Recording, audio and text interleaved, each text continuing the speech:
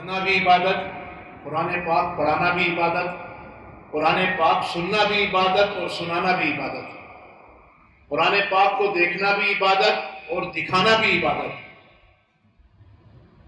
قرآن پاک کو صحابہ کرام اس طریقے سے پڑھتے تھے۔ ایک مرتبہ جناب محمد رسول اللہ صلی اللہ علیہ وسلم مسجد میں تشریف لائے۔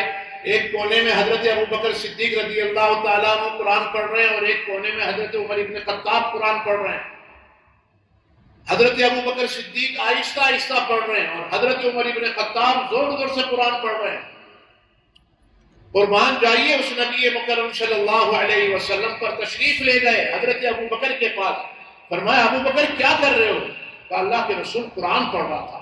کہا اتنا آہستہ سے، اتنی آہستہ سے قرآن پڑھ رہے ہو؟ فرمایا اس لیے کہ میرا رب تو علیم بذات الصدور ہے، دل کے بھیدوں کو جانتا ہے، دل کی آواز کو سنتا ہے، اس لیے میں آہستہ سے میرے اپنے رب کو سنانا ہے اور کسی اور کو تو نہیں۔ اللہ کے رسول صلی اللہ علیہ وسلم تشریف لے گئے حضرت عمر ابن خطاب کے پاس اور فرمایا عمر کیا کر رہے ہو؟ کہا اللہ کے رسول قرآن پڑھ رہا ہوں، قرآن کی تلاوت کر رہا ہوں۔ فرمایا اتنی زور سے؟ کہا یا رسول اللہ صلی اللہ علیہ وسلم میرے ماں باپ آپ پر قربان، اس لیے زور سے پڑھ رہا ہوں تاکہ شیطان بھاگ جائے اور جو بے خبر لوگ ہیں وہ باخبر ہو جائیں، جو غفلت میں ہیں ان کو پتا چلے کہ قرآن پڑھا جا رہا ہے۔ تبھی تو قرآن کے متعلق کہا گیا فَإِذَا قُرِئَ الْقُرْآنُ فَاسْتَمِعُوا لَهُ وَأَنصِتُوا لَعَلَّكُمْ تُرْحَمُونَ۔ جب قرآن پڑھا جائے تو اس کو خاموشی کے ساتھ سنو اگر سنائی دیتا ہے، اور اگر سنائی نہیں دیتا وَأَنصِتُوا خاموش ہو جاؤ لَعَلَّكُمْ تُرْحَمُونَ تاکہ تم پر رحم کیا جائے۔ میرے عزیزوں، اللہ رب العزت نے یہ قرآن مقدس ہمیں عطا فرمایا سننے کے لیے، پڑھنے کے لیے، اور فرمایا کہ اگر پڑھتے نہ آتا ہو، صرف قرآن کی ایک ایک لکیر کے اوپر ہاتھ گھماتا رہے، انگلی گھماتا رہے، تو اللہ رب العزت اس پر بھی بخش دیتے ہیں۔ کسی اللہ والے کا واقعہ ہے، قرآن پڑھنا نہیں آتا تھا، بالکل جاہل تھے بیچارے، لیکن قرآن سے محبت تھی، قرآن کھولتے اور ایک ایک لکیر کے اوپر انگلی پھراتے اور کہتے ہیں اللہ یہ بھی تیرا فرمان سچا ہے، یہ بھی تیرا فرمان سچا ہے، یہ بھی تیرا فرمان سچا ہے۔ ایسے لکیر گھماتے، انگلی گھماتے گھماتے اوپر سے نیچے تک لکیروں پر آ جاتے اور اس کے بعد کئی کئی پارے اس طریقے سے پڑھ لیتے۔ اللہ رب العزت کو ان کی یہ ادا پسند آئی کہ اپنا ولی بنا دیا۔ اللہ کی رحمت تو بہانہ ڈھونڈتی ہے، اس لیے میرے عزیزوں ہم سے بہت ناقدری ہوئی ہے۔ میں نے اوپر بھی تراویح پڑھی، دیکھا ماشاءاللہ جوان تندرست ہیں لیکن رکوع کا انتظار کر رہے ہیں۔ نیچے تہخانے کے اندر بھی نماز پڑھی، تراویح پڑھی، دیکھا بعض نوجوانوں کو جو حدیث پاک میں آتا ہے کہ شیطان کو رمضان میں قید کر دیا جاتا ہے، میں سمجھتا ہوں شاید انہی کے پیٹ میں قید کر دیا جاتا ہے۔ آتے ہیں مسجد میں، آتے تو ضرور ہیں تاکہ لوگ یہ کہیں کہ صاحب یہ نمازی ہے، تراویح پڑھتا ہے، لیکن شیطان کو بھی ساتھ میں لے کر کے آتے ہیں، بیٹھے ہوئے باتیں کر رہے ہیں، کچھ لوگ موبائل میں لگے ہوئے ہیں اور اس کے بعد اتنی زوروں سے باتیں کرتے ہیں کہ جو بیچارے نماز پڑھے ان کی نماز میں خلل پیدا ہوتا ہے۔ اوپر بھی تراویح پڑھی، اوپر کا بھی یہی حال ہے۔ میرے عزیزوں یہ لمحے زندگی میں بار بار نہیں آتے۔ شیطان تو قسم کھا چکا ہے کہ ہم برباد کر کے رہیں گے، لیکن سب سے زیادہ اس مبارک مہینے کے اندر اللہ کے رسول صلی اللہ علیہ وسلم قرآن پاک پڑھا کرتے تھے۔ صحابہ کرام سب سے زیادہ قرآن پڑھتے تھے۔ قرآن پاک کا پڑھنا اور استغفار کرنا اپنے لیے اور پوری امت کے لیے مغفرت کی دعا مانگنا۔ حدیث پاک میں آتا ہے کہ قرآن کے ختم پر جو دعا مانگی جاتی ہے قبول ہوتی ہے، اللہ رد نہیں کرتا۔ اس لیے آج ختم قرآن پر دعا مانگی جائے گی، ہم سب مل کر کے اللہ کے حضور رو دھو کر کے دعا مانگیں گے۔ اللہ تعالیٰ پوری دنیا کے اندر سے جو امت محمدیہ پر ایک عذاب آیا ہے اور ایک گرفت آئی ہے، اللہ اس سب تمام کی حفاظت فرمائے۔ میرے عزیزوں لیکن یہ نہ سمجھنا ورنہ چند سالوں کے اندر 5 پارے کی تراویح کو بھی حرام قرار دے دیا جائے گا اور 10 پارے کی تراویح کو بھی حرام قرار دے دیا جائے گا۔ کیوں؟ ہم یہ سمجھتے ہیں کہ 10 پارے کی تراویح پڑھی اب چھٹی، اب ہمیں تراویح پڑھنے کی ضرورت نہیں۔ تراویح 30 دن پورا رمضان تراویح پڑھنا ایک الگ سنت ہے، اور تراویح کے اندر قرآن پاک کا پورا کرنا ایک الگ سنت ہے۔ اگر ہم ان 10 راتوں کے اندر قرآن پڑھ کر کے کل سے اگر ہم چھٹی منا لیتے ہیں تو بہت بڑا نقصان اور خسارہ کر رہے ہیں، اور میں یہ سمجھتا ہوں کہ پھر تو علماء اس بات پر آ جائیں گے کہ 10 دن کی تراویح کو بھی حرام قرار دے دو اور 5 دن کے ختم کو بھی حرام قرار دے دو. یہ تو ایک نیا فتنہ ہو رہا ہے کہ صاحب 5 دن میں قرآن ختم کر کے لوگ گھومنا پھرنا شروع کر دیا. 10 دن کے اندر قرآن پاک کو ختم کر کے گھومنا پھرنا شروع کر دیا.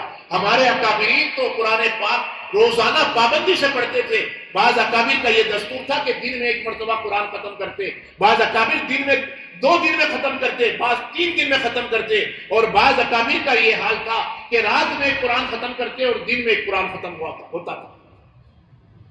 اللہ کے رسول صلی اللہ علیہ وسلم جیسے رمضان کا چاند دکھتا اپنی لنگی کو اپنے تہمن کو گرہ لگا دیتے اور اس کے بعد قرآن پاک کی تلاوت میں لگ جاتے اور نفلوں کے اندر, سنتوں کے اندر, نفلوں کے اندر, نماز کے اندر قرآن پاک پڑھتے اور اتنا پڑھتے کہ آپ کے پاؤں مبارک پر سوجن آ جاتا. صرف آپ ہی نہیں, آپ کے اہل بیت بھی, آپ کے ازواج مطہرات بھی, آپ کی آل اولاد بھی. ایک مرتبہ حضرت سیدہ فاطمہ رضی اللہ تعالیٰ عنہا 2 رکعت کی نیت باندھی, رات میں تہجد کی نیت باندھی اور قرآن پڑھتی رہی. پڑھتے اتنا مزہ آیا, ایک منزل کی جگہ دوسری منزل, دوسری کی جگہ تیسری منزل, اور قرآن پڑھتے صبح صادق ہو گئی.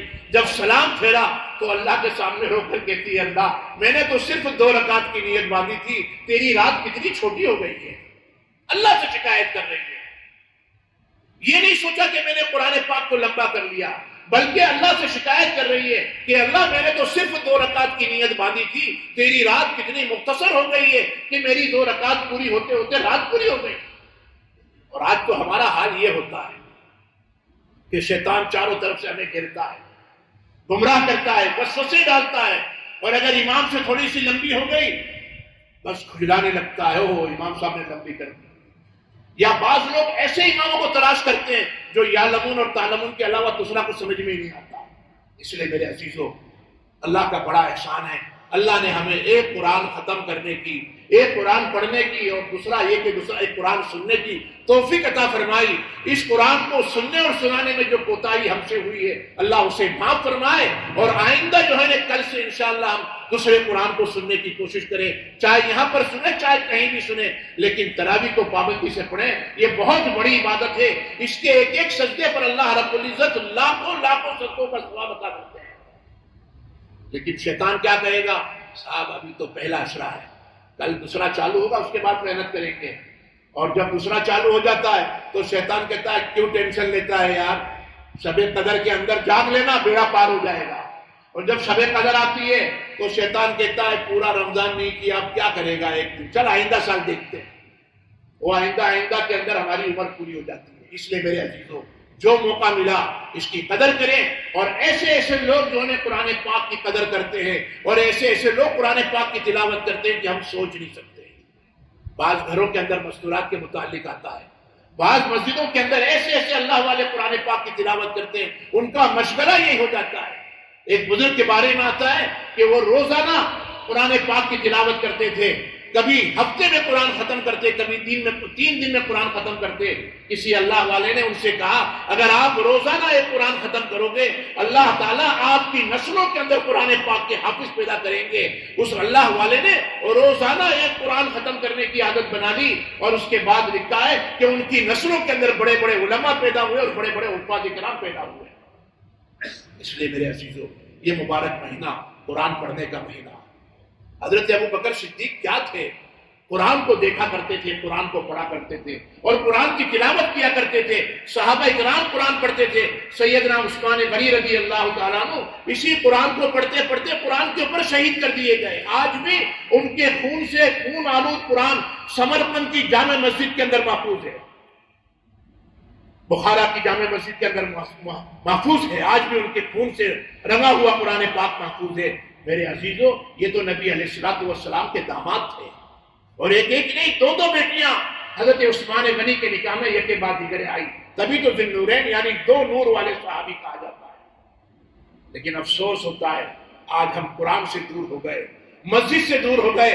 ہم اپنے آپ کو یہ سمجھتے کہ ہم بہت بیزی ہیں, اس لیے مجھے قرآن پڑھنے کی فرصت نہیں ہے, مجھے نماز پڑھنے کی فرصت نہیں ہے. ایک بہت بڑے اللہ والے کا واقعہ لکھا ہے قطب الدین بختیار کاکی رحمت اللہ علیہ. بہت بڑے اللہ والے، بہت بڑے بزرگ ہیں. انتقال جب ہوا، ان کی خبر ملی کہ فلانے اللہ والے کا انتقال ہوا، چاروں طرف سے پبلک ان کے جنازے میں پہنچی. ایسا لگتا تھا کہ سمندر، آدمیوں کا سمندر بہ رہا ہے. اور اس کے بعد ہر عالم یہ سوچتا تھا آج شاید مجھے جنازے کی نماز پڑھانے کا موقع ملے گا. ہر پیر یہ سوچ رہا تھا میں بڑا اللہ والا ہوں، مجھے آج ان کے جنازے کی نماز کا شرف حاصل ہوگا. لیکن ایک صاحب اپنے جیب سے پرچی لے کر کے اسی جنازے کے پاس کھڑے ہو گئے اور فرمایا ان کے جنازے کی نماز وہ پڑھائے گا جس کے اندر یہ 4 خوبیاں ہوگی.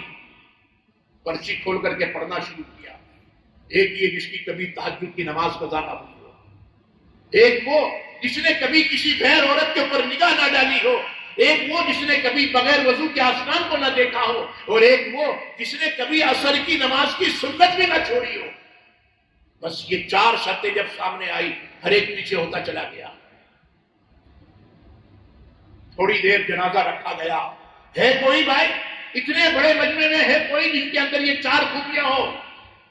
ایک بزرگ اپنے چہرے پر سے رومال اٹھا کر کے آئے اور کہا قطب الدین بختیار کاکی خود تو فوت ہو گیا، خود تو اس دنیا سے رخصت ہو گیا، مجھے دنیا کے اندر رسوا کر کے چلا گیا، میرا راز فاش کر دیا. وہ کون تھا؟ خواجہ التمش، شمس الدین التمش رحمۃ اللہ علیہ، جو پورے ملک کا بادشاہ تھا. اور اس کے بعد کہا کہ الحمدللہ جب سے میں بالغ ہوا ہوں میں نے بغیر وضو کے آسمان کو نہیں دیکھا.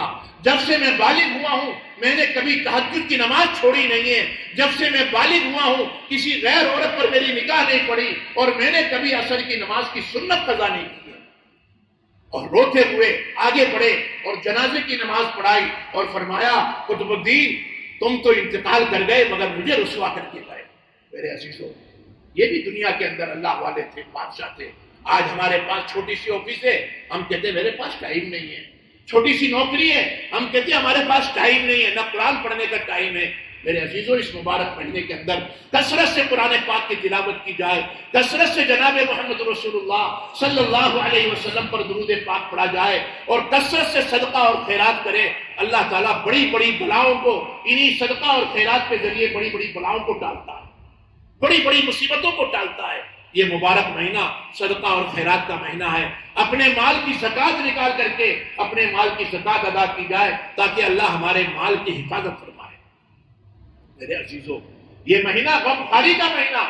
اللہ تعالیٰ مسلمانوں کو، انسانوں کو بھوکا رکھ کر کے کوئی خوش نہیں ہوتا، بلکہ یہ بتانا چاہتا ہے تم دن بھر بھوکے رہ کر کے تمہارے دل کے اندر غریبوں کا اور بھوکوں کا درد پیدا ہو جائے، تم دن بھر پیاسے رہ کر کے غریبوں کی پیاس کا تمہیں اندازہ ہو جائے، تم دن بھر اپنی تمام خواہشات کو مار کر کے صرف میرے کہنے پر بھوکے اور پیاسے رہو گے تاکہ تمہیں پتا چلے کہ اللہ کی فرما برداری کا مزہ کیا آتا ہے. میرے عزیزو، اللہ تعالیٰ تو روزے دار سے اتنا پیار کرتے ہیں، اتنا پیار کرتے ہیں، کہتے ہیں روزے دار کی منہ کی بدبو مشک اور عنبر سے زیادہ اللہ رب العزت کو پسند ہے. موسیٰ علیہ السلام نے 30 دن کا روزہ رکھا، اللہ کے ملاقات کے لیے گئے. فرمایا میری ملاقات کے لیے آؤ گے 30 دن کا روزہ رکھ کر کے آنا. 30 دن مسلسل روزہ رکھا، اور جب 31ویں دن پہنچنے والے تھے سوچا میرے منہ سے بو آ رہی ہے. مسواک لیا اور مسواک کیا تاکہ منہ سے بو ختم ہو جائے. بھوکا اور پیاسا رہا، میرے منہ سے بدبو آ رہی ہے. مسواک کر کے جب اپنی بو کو صاف کر دیا، اللہ نے فرمایا موسیٰ نہیں، 10 دن اور جو ہے نا تمہیں روزہ رکھنا ہے. 40 دن مسلسل روزہ رکھوایا اور اس کے بعد فرمایا بغیر مسواک کے میرے پاس آؤ. تمہارے منہ کی بو مجھے مشک اور عنبر سے زیادہ پسندیدہ ہے. اللہ اپنے روزے دار بندوں سے اتنا پیار کرتا ہے. اور فرمایا کہ تمام عبادتوں کا ثواب اللہ تعالیٰ فرشتوں کے ذریعے دیتے ہیں. نماز کا ثواب، زکات کا ثواب، حج عمرے کا ثواب، صدقہ خیرات کا ثواب. لیکن روزہ ایک ایسی عبادت ہے کہ اس کا ثواب اللہ رب العزت فرماتے ہیں فرشتوں تم نہیں، میں اپنے ہاتھوں سے دوں گا. اور جب کوئی سخی اپنے ہاتھوں سے دیتا ہے تو اس کا کوئی شمار نہیں ہوتا. سخیوں کا سخی اللہ رب العزت جب اپنے ہاتھوں سے دینے پر آئیں گے فرمائے گا بندہ تو سوچ نہیں سکتا میں تمہیں اس کا اتنا عطا کروں گا. اس لیے میرے بزرگوں، یہ مبارک مہینہ گھومنے پھرنے کا مہینہ، عیاشی کرنے کا مہینہ، موج شوق کرنے کا مہینہ، اپنے پیٹ کو باہر نکالنے کا مہینہ نہیں ہے، بلکہ یہ مہینہ قربانی کا مہینہ ہے، یہ مہینہ غریبوں کے ساتھ غمگساری کرنے کا مہینہ ہے، ہمدردی کرنے کا مہینہ ہے، قرآن پاک کی تلاوت کرنے کا مہینہ ہے، یہ مہینہ درود پاک پڑھنے کا مہینہ ہے۔ اگر قرآن نہیں آتا پڑھتے تو خالی قرآن کو دیکھنا بھی ثواب ہے، درود پاک پڑھتے رہیں۔ اگر درود بھی پڑھتے نہیں آتا، صرف اللہ اللہ کرتے رہیں، لا حول ولا قوت الا باللہ یہ کرتے رہے، اللہ تعالیٰ اس پر بھی ہمیں اجر دے گا۔ میرے عزیزو، بات بہت لمبی ہو جائے گی، ہمیں اصل تو قرآن پاک کے ختم پر دعا کرنی ہے۔ اللہ تعالیٰ آج ہم یہ دعا کریں، پورے ہند کے اندر، پورے ہندوستان کے اندر کلمہ لا الہ الا اللہ محمد رسول اللہ پڑھنے والے پریشان ہیں۔ ایک پلان اور ایک سازش کے مطابق مسلمانوں کو تباہ و برباد کرنے کی سازشیں رچی جا رہی ہے، اور ہمیں کہ غفلت کے اندر پڑے ہوئے ہیں، ہمیں یہ احساس ہی نہیں ہے۔ جگہ جگہ پر مساجد کو توڑا جا رہا ہے، جگہ جگہ کے اوپر مساجد پر پابندی لگائی جا رہی ہے۔ میرے عزیزو، اللہ سے ہمیں دعا کرنا ہے، اے اللہ تو کسی کا محتاج نہیں ہے، نہ تو حکومت کا محتاج ہے، تو کن فیکون کا بھی محتاج نہیں ہے۔ اے مولا، ہم اپنی گناہوں سے توبہ کرتے ہیں، ہم تیری اس مسجدوں کی ناقدری ہم نے کی ہے مولا، قرآن کی ناقدری کی ہے، آج ہم سچی اور پکی توبہ کرتے ہیں مولا، ہماری توبہ قبول کر لے اور پورے ملک کے اندر امن، چین اور سکون قائم کر دے۔ میرے عزیزو، ہم تو افطار بھی پیٹ بھر کے کر رہے ہیں، شہری بھی پیٹ بھر کے کر رہے ہیں، لیکن ہمارے مسلمان بھائی ایسے حالات کے اندر کوئی جیلوں میں پڑا ہوا ہے، کوئی کہیں تکلیفوں کے اندر مبتلا ہے، کسی کی ماں رو رہی ہے، کسی کی بیوی رو رہی ہے، کسی کے بچے رو رہے ہیں، کوئی یتیم ہو گیا، کوئی بیوہ ہو گئی۔ میرے عزیزو، ہمیں اس کا احساس تک نہیں ہے۔ اللہ تعالیٰ ہمیں اس کا احساس دلا دے، اور قرآن پاک جو ہم نے پڑھا ہے اس کی جو ہم سے ناقدری ہوئی، اللہ تعالیٰ اس ناقدری کو معاف فرمائے، اور آئندہ ہمیں قرآن سننے کی اور پڑھنے کی توفیق عطا فرمائے۔ وآخر دعوانا ان الحمدللہ رب العالمین۔ دعا کرنے دیں۔ اللهم صل على سيدنا ونبينا وشفيعنا وحبيبنا وطبيبنا ومولانا محمد وبارك وسلم۔ ظلمنا انفسنا وان لم تغفر لنا وترحمنا لنكونن من الخاسرين۔ ربنا اغفر لنا ولوالدينا ولأساتذتنا ولمشايخنا ولجميع المؤمنين والمؤمنات والمسلمين والمسلمات الأحياء منهم والأموات يا حي يا قيوم يا أحد الصمد الذي لم يلد ولم يولد ولم يكن له كفوا أحد۔ اللهم اغفر لحينا وميتنا وشاهدنا وغائبنا وصغيرنا وكبيرنا وذكرنا وأنثانا، اللهم من أحييته منا فأحييه على الإسلام ومن توفيته منا فتوفه على الإيمان۔ اے اللہ، ہمارے گناہوں کو معاف فرما، اے اللہ ہماری خطاؤں کو درگزر فرما۔ مولا، ہم گناہوں کے سمندر میں ڈوبے ہوئے ہیں، مولا دن بھر ہم نے تیرے نافرمانی کی ہے، رات بھر تیرے حکموں کو توڑا ہے، مولا گناہوں کے سمندر میں ڈوبے ہوئے ہیں، سر کے بالوں سے لے کر کے پاؤں کے ناخن تک ہم گناہوں کے اندر ملوث ہیں۔ مولا، آپ نے ہم پر آج تک ستاری کا معاملہ فرمایا، آئندہ بھی ستاری کا معاملہ فرما۔ اے اللہ، ہم اپنے گناہوں سے اور اپنے جرم عظیم سے معافی چاہتے ہیں، مولا ہمیں معاف کر دے، مولا ہماری خطاؤں کو درگزر فرما، مولا ہمارے گناہوں کو معاف کر دے۔ اے اللہ، ہم میں سے کتنے لوگ ایسے ہیں جو رات دن تیری نافرمانی کے اندر گزارتے ہیں، لیکن مولا تو نے ایک وقت کا پانی ہم پر بد نہیں کیا، ایک وقت کا کھانا ہم پر بد نہیں کیا۔ مولا کریم، تو آئندہ بھی ہم پر روزی کے دروازے کھول دے۔ مولا، ہمارے مسلمان بھائی بہن پریشان ہیں، پورے عالم کے اندر پریشان ہیں، پورے ملک کے اندر پریشان ہیں، مولا تجھ کو تیرے مبارک رمضان کا واسطہ ان کی پریشانیوں کو دور فرما۔ مولا کریم، کتنے لوگ بیمار ہیں، مولا کریم ان کی بیماریوں کو دور فرما۔ مولا ملحق بیماریوں کے اندر مبتلا ہے، مولا ماں کے سامنے جوان بیٹا تڑپ رہا ہے بیماری میں، جوان بیٹوں کے سامنے بوڑھے ماں باپ تڑپ رہے ہیں بیماری میں، اولاد کچھ نہیں کر سکتی، مولا تو اپنے خزانے غیب سے ان کو شفائے کاملہ نصیب فرما۔ یا اللہ، بہت سے لوگ روزی کے اعتبار سے پریشان ہیں، مولا در در کی ٹھوکریں کھا رہے ہیں، کوئی قرضوں کے اندر مبتلا ہے، کوئی مولا قرضوں کے بوجھ کے اندر دبا ہوا ہے، بہت سو کے گھروں میں جوان بیٹے اور بیٹیاں ہو چکی ہیں، مولا ان کی شادی کا انتظام نہیں ہوا، مولا اپنے خزانے غیب سے ان کی شادی کا انتظام فرما دے، مولا کسی کو روزی کے اعتبار سے جو ہے مولا پریشان نہ فرما، مولا روزی کے اعتبار سے لوگ پریشان ہیں، ہماری پریشانیوں کو دور فرما، کاروبار کے اعتبار سے پریشان ہیں، مولا کاروبار میں خوب برکتیں عطا فرما، رزق حلال عطا فرما، اپنے خزانے غیب سے رزق حلال عطا فرما، عثمان غنی کا خزانہ عطا فرما، برکت والا خزانہ عطا فرما، مولا کریم ہم میں سے بہت سے لوگوں کے ماں باپ انتقال کر چکے ہیں، مولا ان کی مغفرت فرما، مولا ان کی مغفرت فرما، جنت الفردوس میں انہیں اعلیٰ سے اعلیٰ مقام نصیب فرما، مولا جناب محمد رسول اللہ صلی اللہ علیہ وسلم کا قرب نصیب فرما، صحابہ کا قرب نصیب فرما، انبیاء کا قرب نصیب فرما، مولا ہمارے ماں باپ کی مغفرت فرما، اس مجلس میں کتنے لوگ ایسے ہیں مولا جن کے ماں باپ انتقال کر چکے ہیں، ان تمام کی مغفرت فرما، مولا بہت سے لوگ ایسے ہیں جن کے ماں باپ بیمار ہیں، کسی کا بیٹا بیمار ہے، کسی کا بیٹی بیمار ہے، کسی کی ماں بیمار ہے، کسی کا باپ بیمار ہے، مولا تو علیم بذات الصدور ہے، سب کے دلوں کو جانتا ہے، حاضرین مجلس کی تمام جائز مقاصد کو قبول فرما، تمام دعاؤں کو قبول فرما، مولا ہر ایک اپنے اپنے دل میں دعائیں لیے ہوئے ہیں، مولا ان تمام کی دعاؤں کو قبول فرما، مولا کسی کا محتاج نہ بنا، مولا تجھ کو رمضان کا مبارک مہینے کا واسطہ، قرآن مقدس کا واسطہ، مولا تجھ کو تیرے نبی کی کریم ذات کا واسطہ، مولا تجھ کو تیرے نبی کی محبوب ذات کا واسطہ، تو ہماری تمام تکلیفوں کو دور فرما، مولا کریم ہماری نمازوں کو قبول فرما، ہماری تراویح کو قبول فرما، ہمارے روزے کو قبول فرما، ہمارے قرآن پڑھنے اور پڑھانے کو قبول فرما، ہمارے قرآن سننے اور سنانے کو قبول فرما،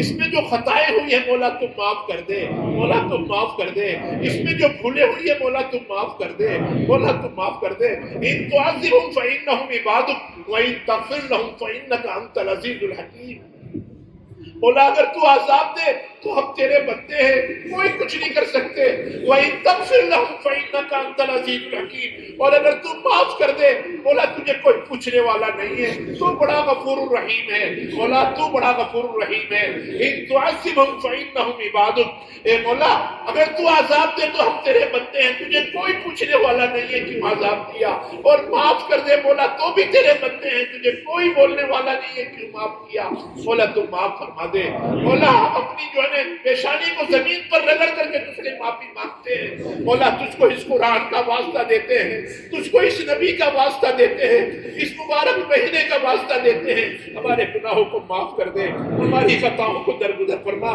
ہمارے نوجوانوں کو اسلام پر دائم و قائم فرما، مولا کریم ہمارے نوجوان آج بھی اتنے حالات کے باوجود اپنی کڑی میں ہیں، اپنی انا کے اندر ہے، اپنی اکڑ کر اندر ہے، مولا ان کو نیک سمجھ عطا فرما، وہ اپنے ماں باپ کی آنکھوں کی ٹھنڈک بنے، مولا اپنے ماں باپ کی آنکھوں کی ٹھنڈک بنے، اپنے بہن بھائیوں کی قدر کرنے کی انہیں توفیق عطا فرما، مولا کریم ماں باپ کا فرما بردار بنا دے، اولاد کو ماں باپ کا فرما بردار بنا دے، مولا اولاد کو ماں باپ کا فرما بردار بنا دے، جو جن لوگوں کے ماں باپ زندہ ہیں ان کی عمروں میں برکت عطا فرما، ان کا سایہ ان کے سروں پر قادر قائم و دائم فرما، مولا کریم زندگی ہمیں اسلام پر عطا فرما، موت ایمان پر نصیب فرما، مولا جب ہماری روح نکل رہی ہو کلمہ لا الہ الا اللہ محمد رسول اللہ ہماری زبان پہ جاری و ساری فرما، مولا کریم روزے کی حالت میں ہمیں موت نصیب فرما، مدینہ کی موت نصیب فرما، جناب محمد رسول اللہ صلی اللہ علیہ وسلم کے روزے کے سامنے کھڑے ہو،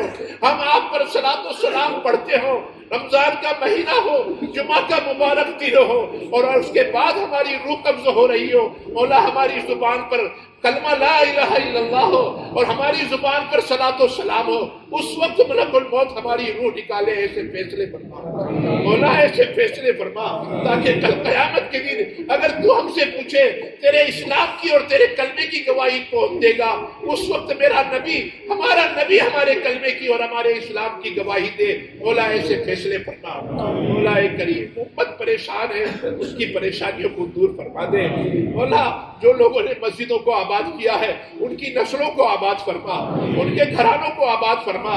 یا اللہ جو تیرے گھر کو آباد کرتے ہیں تو ان کے گھروں کو آباد فرما۔ یا اللہ جو تیرے گھروں کا خیال رکھتے ہیں، یا اللہ تو ان کے گھروں کا خیال فرما، ان کی نسلوں کا خیال فرما، ان کی آل اولاد کا خیال فرما۔ الہ العالمین جو تیرے قرآن کی تلاوت کرتے ہیں مولا کریم ہمیں ان کو جو ان جیسا بنانے کی ہمیں توفیق عطا فرما۔ قرآن پاک کی تلاوت کرنے والا ہمیں بنا دے مولا کریم۔ ہمیں دعا مانگنا نہیں آتا، جو مانگا وہ بھی عطا فرما، جو مانگنے سے رہ گیا وہ بھی عطا فرما۔ حضور اکرم صلی اللہ علیہ وسلم نے ختم قرآن کے موقع پر جو دعائیں مانگی اس میں ہمارا حصہ نصیب فرما۔